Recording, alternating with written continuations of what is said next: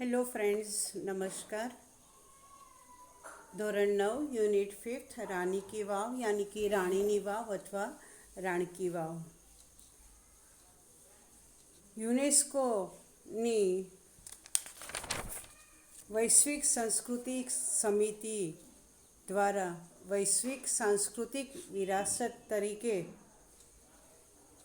વિશ્વમાં સ્થાન પામેલી એવી આ ઐતિહાસિક રાણીની વાવનું નિર્માણ રાજા ભીમદેવ જેઓ અણહિલવાડ પાટણના સોલંકી રાજવંશના રાજવી હતા, તેમના પત્ની રાણી ઉદયમતીએ પાટણની પ્રજા જે પાણીની અછતની સમસ્યાનો સામનો કરી રહી હતી, એ સમસ્યાનો ઉકેલ લાવવા માટે આ રાણીની વાવ 1022 અને 1063 દરમિયાન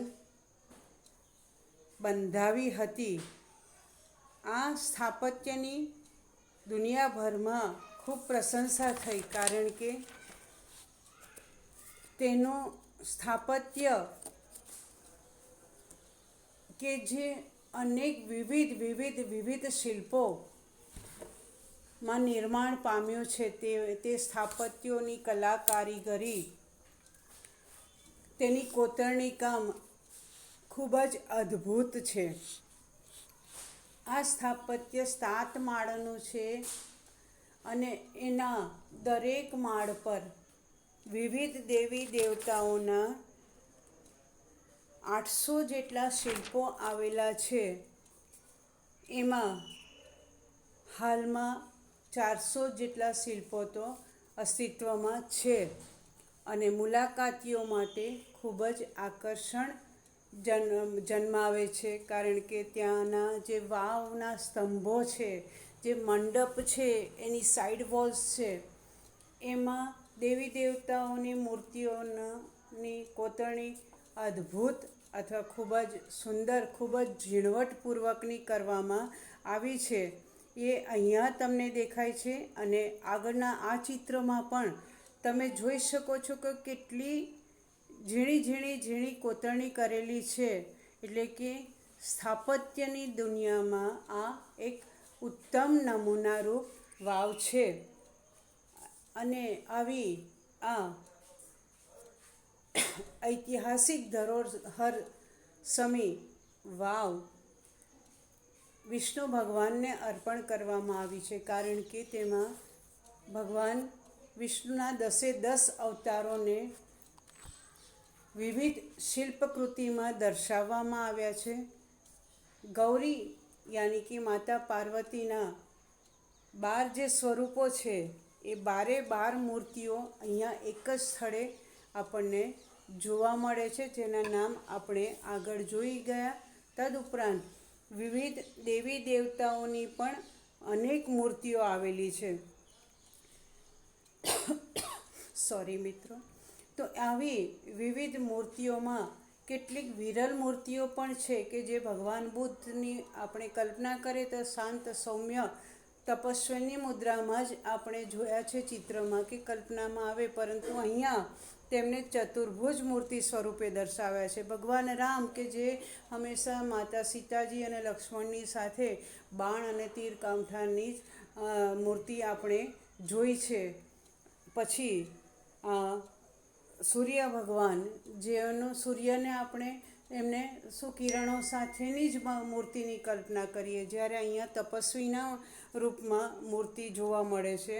ભગવાન શિવ જે જટાધારી ગંગાધાર, એમના જટામાં શોભે છે, ચંદ્ર શોભે છે, ગળામાં સર્પ શોભે છે, એને બદલે અહીંયા હાથમાં પારાના બીડ્સ એટલે કે મણકા હાથમાં ધારણ કરેલી શિવની મૂર્તિ જોવા મળે છે અને કઠોર મુખ મુદ્રામાં હંમેશા જોવા મળતા પરશુરામ એ અહીંયા શાંત અને સૌમ્ય મુદ્રામાં આવી વિરલ મૂર્તિઓ પણ ફક્ત ને ફક્ત આ જ વાવમાં જોવા મળે છે। તદુપરાંત બીજી મૂર્તિઓ જે છે તે સમકાલીન, એટલે કે તે સમયે જે જીવનશૈલી હતી, જે સંસ્કૃતિ હતી, એ પણ અહીંયા આ મૂર્તિ સ્વરૂપે તથા મનુષ્યોના તે સમયના મનુષ્યનો સ્વભાવ કેવો હતો એ પણ અહીંયા આ મૂર્તિમાં દર્શાવ્યા છે. એટલે કે આમાં આ મૂર્તિઓમાં શિલ્પીઓની કલા દ્રષ્ટિ અને અનન્ય કલ્પના શક્તિ પ્રગટ થઈ છે. તે ઉપરાંત અપ્સરાઓની પણ 300 અપ્સરાઓની મૂર્તિઓ પણ આવેલી છે અને તેમના શિલ્પીઓએ તે અપ્સરાઓના મોં પરના મનોભાવ અને સંવેદનાઓ એટલે કે લાગણીઓ પણ એટલી સુંદર રીતે કોતરણા કામ કરેલી છે કે તેમના અપ્સરાઓના મનોભાવ અને લાગણીઓ પણ એમના મુખ પર પ્રગટ થઈ છે. ત્યાં સુધી આપણે મિત્રો આગળના વિડીયોમાં જોયું હતું. હવે આપણે આગળ જઈએ. Most of them present Vishnu in his 10 different avatars. તો અહીંયા આ જે મૂર્તિઓ છે એમાં ભગવાન વિષ્ણુના 10 અવતારો પણ શિલ્પકૃતિ તરીકે ત્યાં તેની કોતરણી કામ કરવામાં આવેલી છે. The most attractive sculptures are those of વારા, વામન, Narsinh, Ram, કલ્કી and Mahishasur Mardini.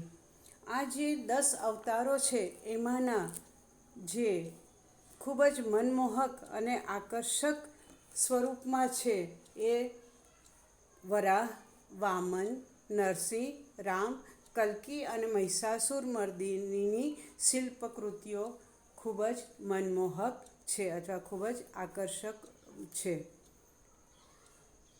The Apsaras with 16 different makeup styles add to the grace of this unmatched structure.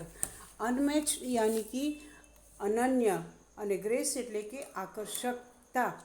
તો આ જે અપ્સરાઓના સ્ટેચ્યુઝ છે 300 એ લાગણીઓ અને એમના મનોભાવો તો પ્રદર્શિત કરે છે. સાથે સાથે 16 અપ્સરાઓના જે શિલ્પો છે એમાં તે સમયમાં અપ્સરાઓ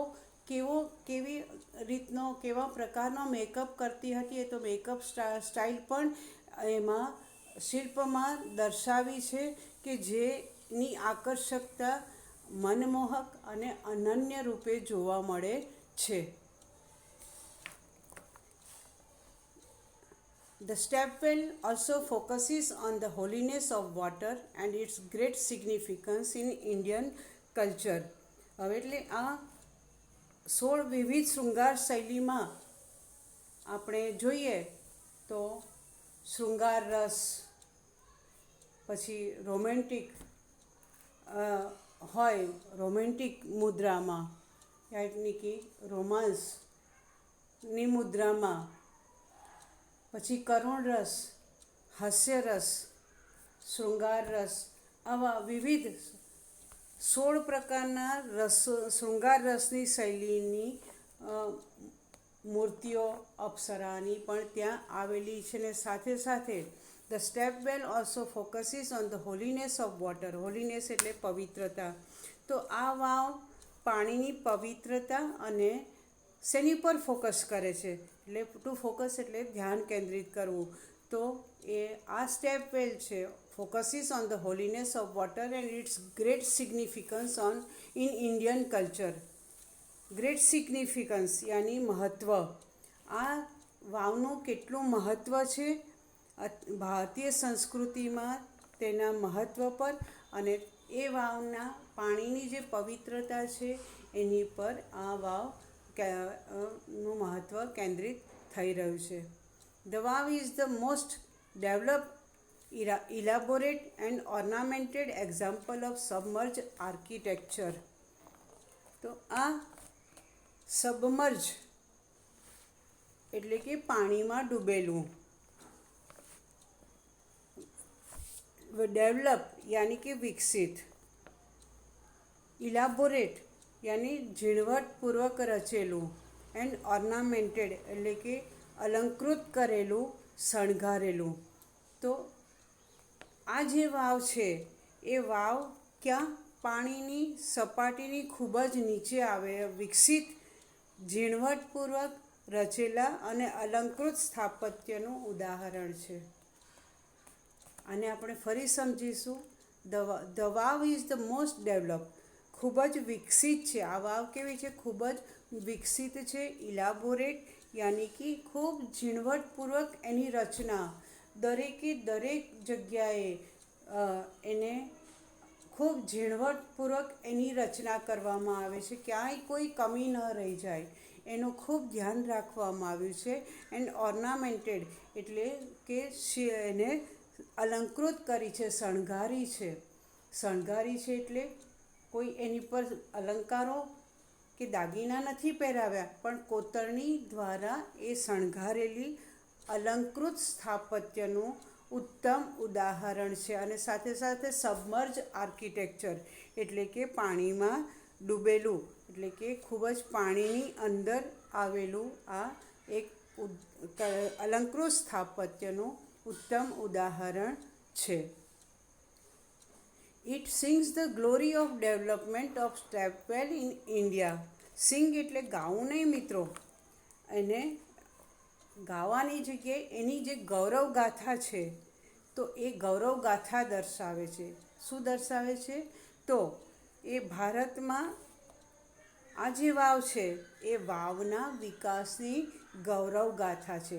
વાવ કેવી રીતે, ક્યારે અસ્તિત્વમાં આવી અને એનું સ્થાપત્ય, એની કલા કારીગરી, એના શિલ્પોનું ખૂબ જ ઝીણવટપૂર્વક ધ્યાન રાખી અને એ વાવને અલંકૃત કરી છે. એટલે આ વાવના વિકાસની ગૌરવગાથા સમાન આ રાણીની વાવ છે. ધીસ વાવ is a large and complex type of stepwell. Complex એટલે અટપટી. આ વાવ જે છે ને એ ખૂબ વિશાળ છે. લાર્જ એટલે વિશાળ. આ વિશાળ બહુ મોટી વાવ છે. આગળ આપણે જોઈ લીધું કે કેટલી લાંબી છે, તો 64 મીટર લાંબી, 20 મીટર પહોળી, 27 મીટર ઊંડી અને 7 માળની છે. તો આવી આ વિશાળ વાવની રચના કેવી છે? અટપટી છે. અટપટી એટલે તમે એને જે આપણે કહીએ ને ભૂલભુલામણી જેવી છે, તો એવી આ એની રચના અટપટી છે. It lay buried under the mud due to floods first. આ વાવ આપણે આગળ જોયું કે 1022માં, ઈસવીસન 1022માં અને ત્યાર પછી 1063માં બનાવવામાં આવી. તો જ્યારે 1022માં જ્યારે આ વાવ બનાવવામાં આવી ત્યારે પૂરી તો નહોતી થઈ શકી. એ પણ આપણે જોયું કે રાણીનું અવસાન થયું, ઉદયમતીનું, એટલે વાવની કલ્પના અધૂરી રહી ગઈ હતી. તો એ લે બરીડ એટલે કે એ દટાઈ ગઈ. ટુ લે બરીડ એટલે કે દટાયેલું રહેવું. તો આ વાવ પહેલાં શું થયું? ફ્લડના કારણે, ફ્લડ એટલે કે પૂરના કારણે, મડ એટલે કે કાદવમાં દટાયેલી રહી અને પૂર આવ્યો એટલે તે દટાયેલી રહી. ત્યાર પછી and then vanishing of the river Saraswati. ત્યાર પછી સરસ્વતી નદી સુકાઈ ગઈ. આપણે સરસ્વતી નદીનો ઉલ્લેખ છે ઇતિહાસમાં. તો ત્યાં પાટણની બાજુમાં થઈને સરસ્વતી નદી પસાર થતી હતી. તો એ સરસ્વતી નદી પણ સુકાઈ ગઈ. તો આ વાવ શું થયું? એ કાદવની નીચે પૂરના કારણે ત્યાં દટાયેલી જ રહી, બહાર આવી શકી નહીં. ત્યાર પછી આગળ it was hidden under the layers of silt for almost 7 centuries. 7 centuries એટલે કે 7 સદીઓ સુધી, એટલે કે 700 વર્ષ સુધી આ વાવ ત્યાં દટાયેલી જ રહી. તો પછી એને કોણે શોધી? એ પણ એક અજીબ ઘટના છે. તો the archaeological survey of India, એનું એબ્રિવેશન યાની કે short form ASI took a great care to preserve this structure. ધીમે ધીમે એનું અસ્તિત્વ બહાર આવવા લાગ્યું ત્યારે આ સ્થાપત્યને, સ્ટ્રક્ચર એટલે સ્થાપત્યને, took a great care to preserve એટલે કે એને ટુ પ્રિઝર્વ એટલે કે સુરક્ષિત રાખવાની. આ સ્થાપત્યને સુરક્ષિત રાખવા માટે કોઈ પણ ઐતિહાસિક સ્થળ હોય એ ક્યાંક તૂટફૂટ થઈ ગઈ હોય, ક્યાંક દટાઈ ગયું હોય, ક્યાંક જંગલોના વિસ્તારમાં અંદર હોય અને કોઈકે એ શોધ્યું હોય તો એ પુરાતત્વ ખાતું આપણા સરકારે એક રચના કરી છે પુરાતત્વ ખાતાની. તો એ આવા ઐતિહાસિક સ્થળો જે નાશ પામવાની અણી પર હોય અથવા નાશ પામ્યા હોય તો એને શોધીને ફરી એ જર્જરિત દશામાંથી ફરી પાછા એ સ્થાપત્યોને પુનઃ મૂળ રૂપે અસ્તિત્વમાં લાવવા માટે આ પુરાતત્વ ખાતું એની કાળજી લે છે. તો આવા આપણા ભારતના પુરાતત્વ ખાતાએ પણ શું કર્યું, આ વાવને સુરક્ષિત રાખવા માટે, આ સ્થાપત્યને સુરક્ષિત રાખવા માટે ખૂબ કાળજી લીધી.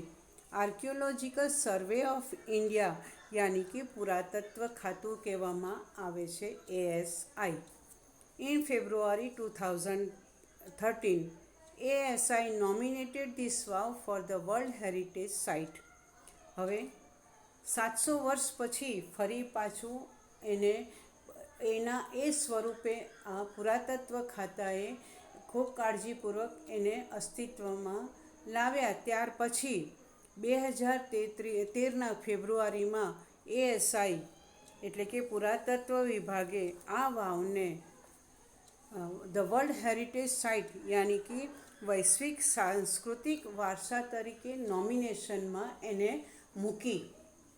કારણ કે આ સ્થાપત્યની દુનિયામાં આ અદ્ભુત નમૂનો હતો. એટલે નોમિનેશન કોણ આપે તો યુનેસ્કો આપે. બધે એની મુલાકાત લે, એ સમિતિના સભ્યો મુલાકાત લે, એની કોતરણી, એનું સ્થાપત્ય, એ કયા સ્થળે આવેલું છે, આમ વિવિધ પાસાઓનો અભ્યાસ કરી એમને યોગ્ય લાગે કે આ ઐતિહાસિક ધરોહર છે, સાંસ્કૃતિક વિરાસત છે, તો જ એને સ્થાન આપે. તો આ પુરાતત્વ વિભાગે 2013ના ફેબ્રુઆરીમાં આ રાણીની વાવને સાંસ્કૃતિક વિરાસત માટે નોમિનેશનમાં નિમી. અને ત્યાર પછી with excellent teamwork by the ASI, excellent teamwork એટલે કે એના અથાગ પ્રયત્નો, આ પુરાતત્વ વિભાગના અથાગ પ્રયત્નો સાથે સાથે કોણે પણ પ્રયત્નો કર્યા, by the ASI and the state government of Gujarat, it got recognition by the UNESCO. એકલું પુરાતત્વ ખાતું નહીં, એની સાથે ગુજરાતની સરકારે પણ એમને સહયોગ આપ્યો આ પુરાતત્વ ખાતાને.